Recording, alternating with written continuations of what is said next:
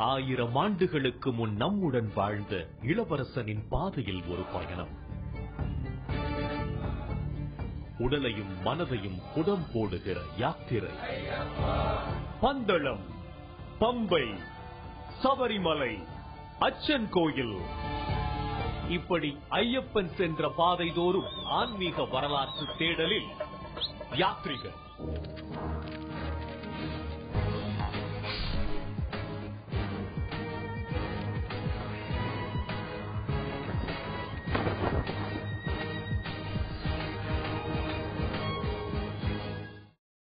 நாம போன வாரம் ஐயப்பனோட சந்நிதியை பார்த்தோம்.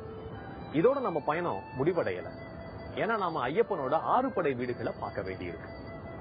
முருகனுக்கு 6 படை வீடுகள் இருக்கிறது மாதிரியே ஐயப்பனுக்கும் 6 படை வீடுகள் இருக்கு. இதுல சில படை வீடுகளை நாம முன்னாடியே பார்த்துட்டோம். நம்ம பார்க்காத படை வீடுகளை தான் இந்த வாரத்துல பார்க்க போறோம். அதுக்கு முன்னாடி ஐயப்பனோட 6 படை வீடுகள் என்னென்ன அப்படின்றத பார்க்கலாம். முதலாவது குளத்துக்குழா. இது ஐயப்பன் பாலசாஸ்தாவா அருள் பாலிக்கிற இடம். இரண்டாவது அச்சன் கோயில். மூன்றாவது எருமேலி. இங்க ஐயப்பன் வில் வாழ் ஏந்தி வீர மணிகண்டனா காட்சி தர்றார். நான்காவது ஆரியங்காவு. ஐந்தாவது பந்தளம். இங்கதான் ஐயப்பன் 12 ஆண்டு காலம் இளவரசனா வாழ்ந்தார். ஆறாவது சபரிமலை. இங்க ஐயப்பன் யோக முத்திரையோட காட்சி தர்றார். இந்த 6 படை வீடுகள்ல நாம பந்தளம், எருமேலி, சபரிமலை இந்த 3 படை வீடுகளை பார்த்தோம். நாம பார்க்காத படை வீடுகள்னா குளத்துக்குழா, அச்சன் கோயில், ஆரியங்காவு. இந்த 3 படை வீடுகளை தான் இந்த வாரம் பார்க்க போறோம். இது கொல்லம் ஊரோட ஒரு பகுதி. இங்க இருந்துதான் குளத்துப்புழாவுக்கு போகணும். நாம சபரிமலையில இருந்து குளத்துப்புழா நோக்கி போயிட்டு இருக்கோம். மணிகண்டன் பாலகனா இருக்கும் போது பயணம் செஞ்ச பாதையில தான் இப்ப நாம பயணம் செஞ்சுக்கிட்டு இருக்கோம். இந்த குளத்துப்புழா பாரம்பரியம் மாறாத வீடுகளோட பழமையை நினைவுபடுத்துற ஊரா இருக்கு. எங்க பார்த்தாலும் செழிப்பா இருக்கிற இந்த ஊருக்கு மணிகண்டன் பல முறை வந்திருக்காரு. பந்தளத்திலிருந்து சரியா 1 மணி நேர பயணத்துல கொல்லம் மாவட்டம் வருது. இந்த கொல்லம் மாவட்டத்தில் இருக்கிற பழமை மாறாத ரொம்பவே அழகான ஊர்கள்ல ஒண்ணு குளத்துப்புழா. இந்த குளத்துப்புழாவுக்கு நாம ஏன் வந்திருக்கோம் அப்படின்னா, இந்த ஊரையும் ஐயப்பன் வரலாற்றையும் ரொம்ப நெருக்கமா தொடர்பு படுத்துற 3 முக்கியமான இடங்கள் இங்க இருக்குது அப்படின்னு சொல்றாங்க. அது என்னென்ன இடங்கள் அப்படிங்கறது தான் அடுத்து நம்ம பார்க்க போறோம்.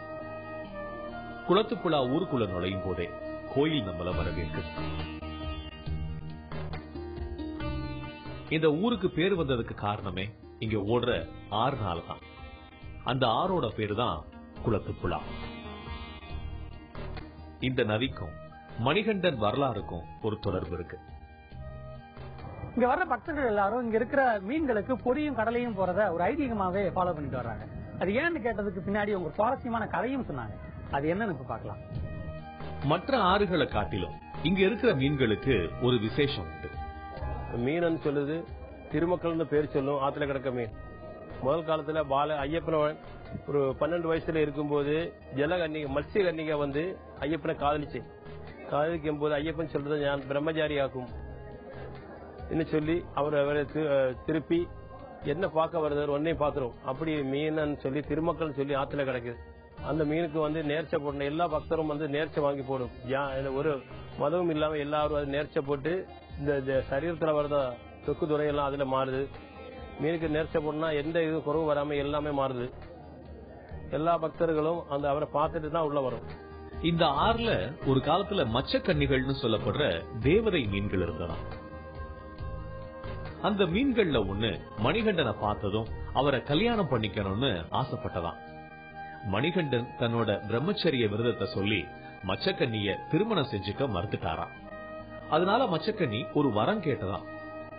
பிற்காலத்துல உங்களுக்கு இங்க ஒரு கோயில் எழுப்புவாங்க. அந்த கோயிலுக்கு வர்ற பக்தர்கள் என்னையும் என் இனத்தாரையும் பார்த்துட்டு போகணும் அப்படின்னு சொன்னதும் மணிகண்டனும் சரின்னு சொல்லிருக்காரு. அதனாலதான் குளத்துப்புழா வர்ற பக்தர்கள் மறக்காம இந்த நதிக்கரைக்கு வந்து மீன்களுக்கு பொறி அரிசி வாங்கி போடுறத ஒரு சடங்காவே செஞ்சுட்டு வர்றாங்க.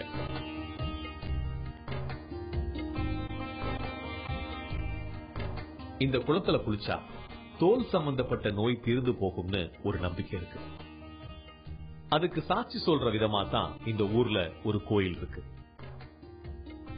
இந்த கோயிலையும் ஆறையும் ஊரையும் பாக்குறதுக்காகத்தான் நாம இங்க வந்ததே. பால மணிகண்டனா இங்க ஐயப்பன் வந்து விளையாடுனதுனால பந்தளராஜா மணிகண்டனுக்கு ஒரு கோயில் கட்டினார். அந்த கோயில்ல மூல விக்கிரகமே பால சாஸ்தாதான். மூலவர் பேரு மணிகண்டன். அந்த கோயில் இயற்கை சீற்றத்தினால செதஞ்சு போச்சு.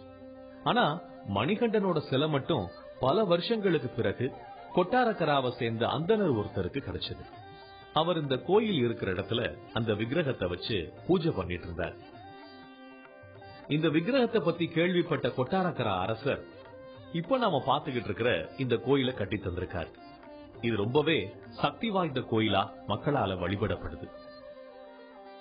அந்த அந்தனருக்கு இந்த கோயில் விக்கிரகம் எப்படி கிடைச்சதுன்னு ஒரு கதை இங்க வழக்கத்துல இருக்கு. தீர்த்த யாத்திரை போயிட்டு இருந்த ஒரு அந்தனர் இந்த பகுதிக்கு வந்ததும் தன்னோட சிஷ்யர்களோட ஓய்வெடுக்க தங்குறாரு. அது சாப்பிடுற நேரம் அப்படிங்கறதுனால அங்கேயே உணவு தயாரிக்க முடிவு பண்றாங்க. அதனால அடுப்புக்காக வேண்டி ஆத்துக்குள்ள இருந்து கற்களை எடுக்கிறாங்க. முதல் 2 கற்களை எடுத்துடுறாங்க. 3வது கல் எடுக்க போனா அது வரமாட்டேங்குது. அந்தனருக்கும் அவரோட சீடர்களுக்கும் ஒன்னும் புரியல. திரும்ப திரும்ப முயற்சி பண்றாங்க. ஆனா அவங்களுக்கு ஒரு அதிர்ச்சி தான் காத்திருந்தது. அந்த கல்லுல இருந்து ரத்தம் வந்தது. இதை எதிர்பார்க்காத அந்தனர் உடனே அந்த இடத்தை விட்டு போயிடுறாரு. அன்னைக்கு ராத்திரி அந்தனரோட கனவுல வந்த ஐயப்பன் பாலசாஸ்தாவா தான் இருந்த விக்கிரகம் தான் அந்த கல்லு அப்படின்னு சொல்றாரு. மறுநாள் அந்த அந்தனர் விக்கிரகத்தை எடுத்துட்டு வந்து பூஜை பண்றாரு. கொட்டாரக்கரா ராஜா இந்த விஷயத்தை கேள்விப்பட்டு பாலசாஸ்தாவுக்கு ஒரு கோயில் கட்டுறாரு. அந்த கோயில்ல தான் இப்ப நாம இருக்கோம்.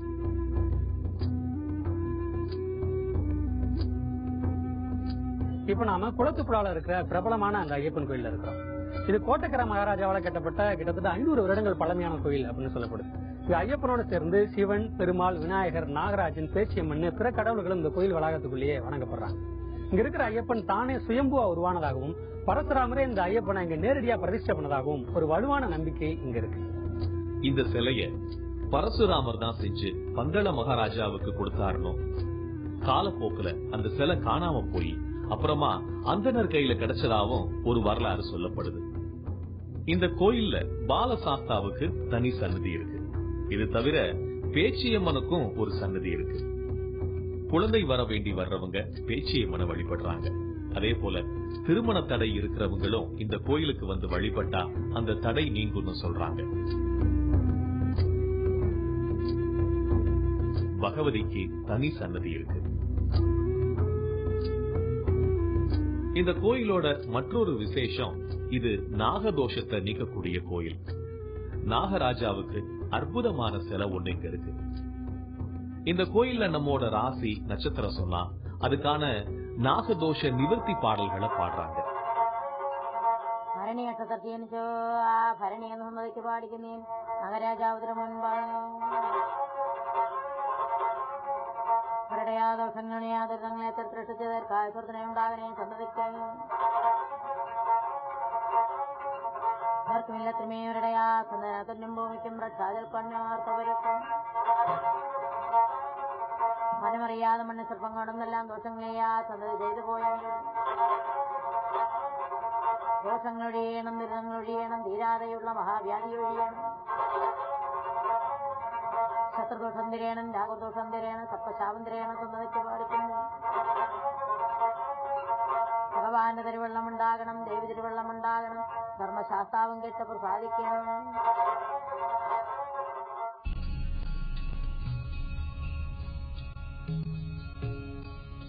ஐயப்பன் வழிபாடுகள்ல முக்கியமான தலம் இந்த அச்சன் கோயில். குறிப்பா கார்த்திகை, மார்கழி, தை மாதங்கள்ல இந்த கோயிலுக்கு கூட்டம் அதிகமா வரும். இந்த பகுதியை சேர்ந்த மக்கள் மட்டும் இல்லாம வெவ்வேறு பகுதிகளில இருந்தும் ஐயப்ப பக்தர்கள் அச்சன் கோயிலுக்கு வர்றாங்க.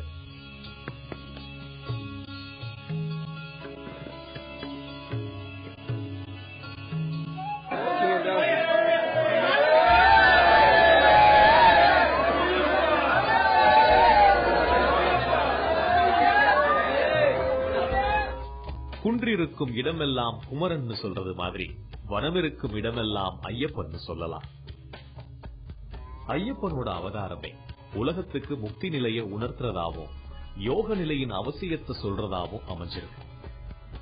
அதனாலதான் அமைதியான இயற்கையோட நேரடி கொடையான காடுகள் இருக்கிற இடத்துல ஐயப்பனோட கோயில்களும் தலங்களும் அமைஞ்சிருக்கு. அப்படி ஒரு இடம்தான் அச்சன் கோயில். முருகன் வழிபாட்டிலையும் ஐயப்பன் வழிபாட்டிலையும் நிறைய ஒற்றுமைகளை பார்க்க முடியும். முருகனுக்கு தவ கோலத்திலையும் திருமண கோலத்திலையும் இருக்கிற கோயில்கள் இருக்கு.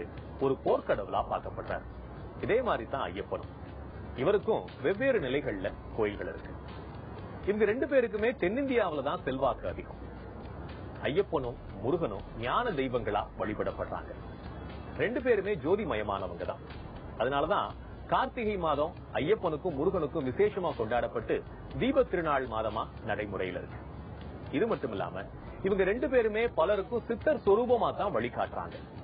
இப்படி ஒரே மாதிரியான விஷயங்களை நாம ரெண்டு பேருக்குமே பார்க்க முடியும். இது அச்சன் கோயில் வனப்பகுதி. இந்த அச்சன் கோயிலோட அரசனா கொண்டாடப்படுறாரு ஐயப்பன். ஒரு நாட்டின் அரசன் பிரம்மச்சாரியா இருக்க முடியாது. அதனால இங்க ஐயப்பன் அரசிகளோட இருக்கிறார். அச்சன் கோயில் ஐயப்பனோட அரசிகள் பூர்ணா, புஷ்கலா இவங்க ரெண்டு பேரும் தான். அச்சன் கோயில் ரொம்ப அழகான ஒரு ஊர் அப்படின்னு நான் கேள்விப்பட்டிருக்கேன். ஆனா நான் எதிர்பார்த்ததை விட ரொம்ப அழகா நாலா பக்கமும் சுத்தி இருக்கிற மலைகளுக்கு நடுவுல இந்த ஊர் இருக்கு. இந்த ஊர் உலக பிரபலம் அடைஞ்சதுக்கு காரணம் இந்த ஊர்ல இருக்கிற ஒரு ஐயப்பன் கோயில். அந்த கோயில்ல தான் இப்ப நாம இருக்கிறோம். பரசுராமரால பிரதிஷ்டை செய்யப்பட்ட 5 ஐயப்பன் கோயில்கள ஒண்ணு அப்படின்னு நம்பப்படுற கோயில் இது. அது மட்டும் இல்லாம இங்க ஐயப்பன் தர்மசாஸ்தாவா, பூரணா, புஷ்கலானி 2 துணைவியர்களோட ராஜகோலத்துல காட்சியளிக்கிறது இதோட தனி சிறப்பு அப்படின்னு சொல்லலாம். பெண்களின் சபரிமலைன்னு சொல்ற அளவுக்கு அதிக அளவுல பெண்கள் வர்ற கோயிலா இது இருக்கு. அச்சன் கோயில்ல சிவனுக்கு முக்கிய சன்னதி இருக்கு. அரச கோலத்துல இருக்கிற ஐயப்பனோட வாள் இங்க பாதுகாக்கப்படுது. ரொம்ப பழமையான இந்த கோயில 1106ஆம் வருஷம் புதுப்பிச்சிருக்காங்க. இந்த கோயில்ல ஒரு சிறப்பு என்னன்னா, இந்த பகுதியில பாம்புகள் நடமாட்டம் அதிகமா இருக்கு. யாருக்காவது பாம்பு கடிச்சதுன்னா எந்த நேரமா இருந்தாலும் கோயில் நடைய திறந்துடுறாங்க. இங்க இருக்கிற கிணத்துல இருந்து எடுத்த தண்ணீரை ஐயப்பனுக்கு பூஜை பண்ணிட்டு பாம்பு கடிச்சவங்க கிட்ட தீர்த்தமா கொடுக்கறாங்க. அது மட்டும் இல்லாம ஐயப்பன் சிலையோட உள்ளங்கையில இருக்கிற சந்தனத்தை எடுத்து அதை இந்த தண்ணீர்ல குழைச்சு பாம்பு கடிச்ச இடத்துல தடவி விடுறாங்க. இப்படி செய்யறது மூலமா விஷம் சில நொடிகள்ல இறங்கிடும் அப்படின்னு சொல்றாங்க. இதனால இந்த கோயில் நாக வழிபாடு ரொம்பவும் பிரபலமா இருக்கு. வெவ்வேறு நாகர் சிலைகளை நாம இங்க பார்க்க முடியுது.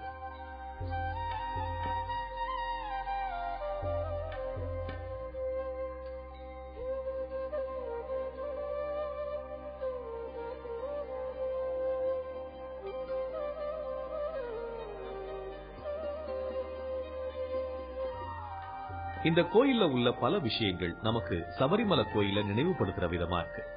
கொடிமர அமைப்பும் அது மேல நிக்கிற குதிரை சிலையும் நாம சபரிமலை கொடிமரத்திலையும் பார்த்திருக்கோம். அதே மாதிரி கொடிமரத்தை சுத்தி வைக்கப்பட்டிருக்கிற வெண்கல சிற்பங்களும் கூட சபரிமலை கொடிமரத்துல இருக்கு. இந்த கோயில் காட்டுப்பகுதியில இருந்தாலும் கூட பக்தர்களோட கூட்டத்துக்கு குறைவே இல்லை. இந்த கோயில்லையும் எப்பவும் அன்னதானம் நடக்குது.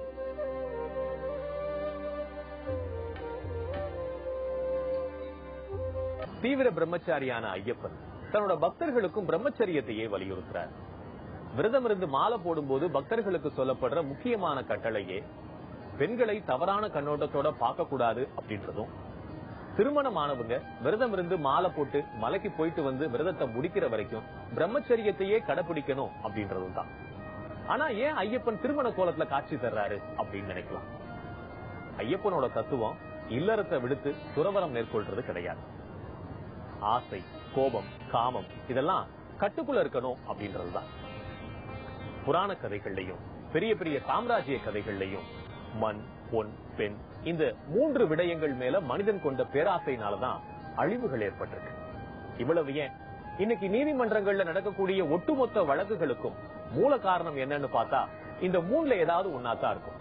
குடும்பஸ்தனா இருக்கும் போதும் பிரம்மச்சாரியா இருக்கும் போதும் கட்டுப்பாடோட இருந்தா மனமும் உடலும் பரிசுத்தமாகும் அப்படிங்கிற போதனையத்தான் ஐயப்பன் வழிபாடு சொல்லுது.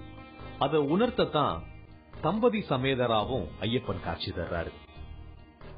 தமிழக கேரள எல்லை பகுதியான இந்த இடங்கள் இயற்கை அழகோட அமைஞ்சிருக்கு.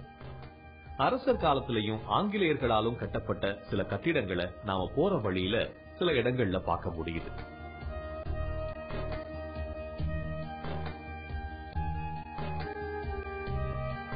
இப்ப நாம செங்கோட்டைக்கு பக்கத்துல இருக்கிற ஆரியங்காவு அப்படிங்கிற இடத்துல இருக்கோம். இந்த ஆரியங்காவு பகுதியும் ஒரு காட்டுப்பகுதி தான். யானைகள் நிறைஞ்சிருக்கிற இந்த காட்டுக்குள்ள ஐயப்பனுக்கு ஒரு கோயில் இருக்கு. பார்க்கும்போதே ஒரு காலத்துல மரங்கள் அடர்ந்த வனப்பகுதியா தான் இது இருந்திருக்கணும் அப்படிங்கிறது தெரியுது. இப்பவும் கூட நிறைய வனவிலங்குகளோட நடமாட்டம் அதிகம் இருக்கிற முக்கியமான காடுகள்ல ஒண்ணுதான் இது. தமிழ்நாடு கேரளா எல்லை பகுதியில் இருக்கிற இந்த கோயிலும் டிசம்பர் மாதம் நிறைய விசேஷங்கள் நடக்கிற ஒரு ஸ்தலம் தான்.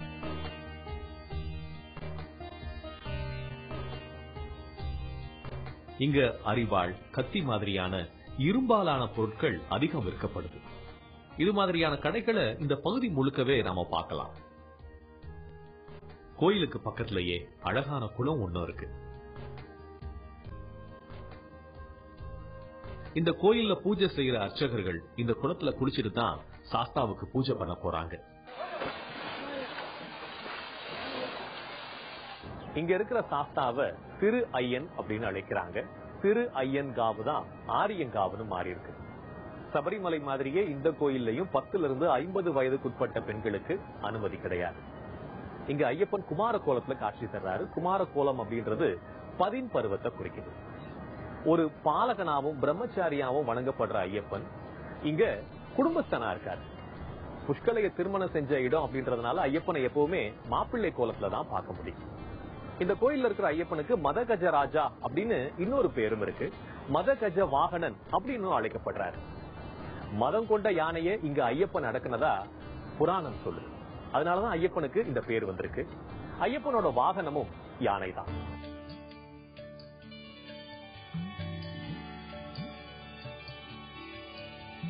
இங்க சாஸ்தாவுக்கும் புஷ்கலைக்கும் திருமணம் நடந்ததால ஒவ்வொரு வருஷமும் டிசம்பர் மாதம் இங்க சாஸ்தா புஷ்கலா திருமணம் சிறப்பா நடக்கும். இங்க மட்டும் இல்லாம எங்கெல்லாம் சாஸ்தாவுக்கும் புஷ்கலைக்கும் கோயில்கள் இருக்கோ அங்கெல்லாம் அதே நாள்ல இந்த திருமணம் நடக்கும். சபரிமலை மாதிரியே இந்த கோயில்லையும் தேங்காய் உடைக்கிறது ரொம்பவும் விசேஷம். மலை மாதிரி குவிஞ்சிருக்கிற இந்த தேங்காய்கள் எல்லாம் பக்தர்கள் உடைச்சதுதான். இத காய வச்சு எண்ணெயாக்கிடுறாங்க. சபரிமலை கோயிலுக்கும் இந்த கோயிலுக்கும் சொல்லப்படுற வரலாறும் சடங்குகளும் ஏறக்குறைய ஒண்ணு போலவே இருக்கு.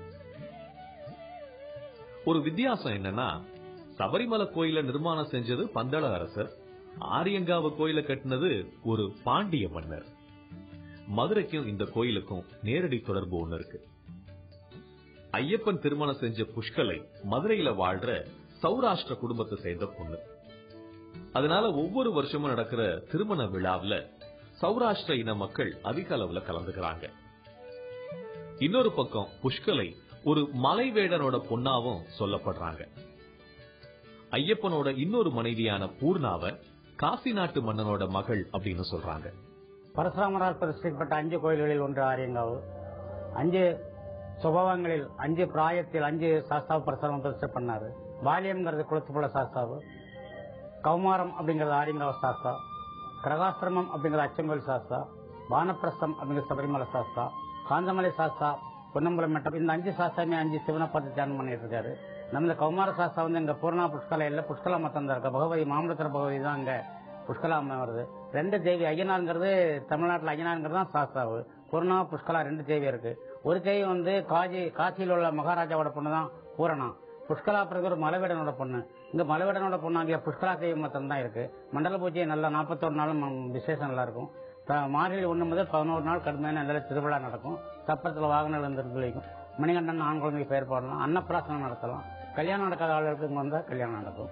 ஐயன் சென்ற பாதையில நம்மோட பயணத்தை தொடங்கும் போது எந்த உற்சாகத்தோட தொடங்குறோமோ அந்த உத்வேகம் கடைசி வரைக்கும் எங்களுக்கு இருந்தது. ஒரு இறைவழி பயணமா மட்டும் இல்லாம நம்மோட வாழ்ந்த அவதார புருஷன் பயணம் செஞ்ச பாதையத்தான் நாம இத்தனை வாரங்களும் பார்த்துட்டு வந்தோம்.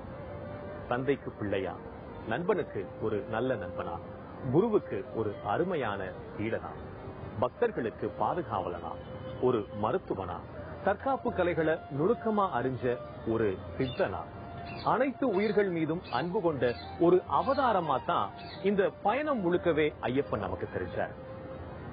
சபரிமலை பயணம் தான் நம்மோட பயண நோக்கமா இருந்தாலும் கூட மணிகண்டன் சென்ற பாதையில யாத்திரை செய்யணும்னு ஆசைப்பட்டோம். அது நிறைவேறி இருக்கு.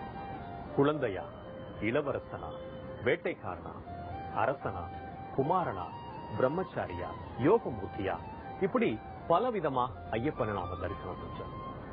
ஒட்டுமொத்தமா இந்த பயணத்தை திரும்பி பார்க்கும்போது ஐயப்பன் ஒரு பேரன்பு மிக்க ஆசானா, இறை சக்தியா தான் நமக்கு தெரிகிறார். அதனாலதான் ஒரு காந்தம் மாதிரி பக்தர்கள் அவரை நோக்கி ஈர்க்கப்படுறாங்க. ஐயப்பனுடைய காலம், அவர் சுரூபமா வாழ்ந்துகிட்டு இருக்கிற இடம்னு பல தகவல்கள் சொல்லப்பட்டாலும் இன்னைக்கு சாட்சியா இருக்கக்கூடிய விடயங்களை மட்டும்தான் நாம யாத்ரீக நிகழ்ச்சியில பார்த்தோம். இதோட ஐயன் சென்ற பாதையில நம்ம பயணம் முடிவடையும். மீண்டும் சந்திக்கலாம். நன்றி, வணக்கம்.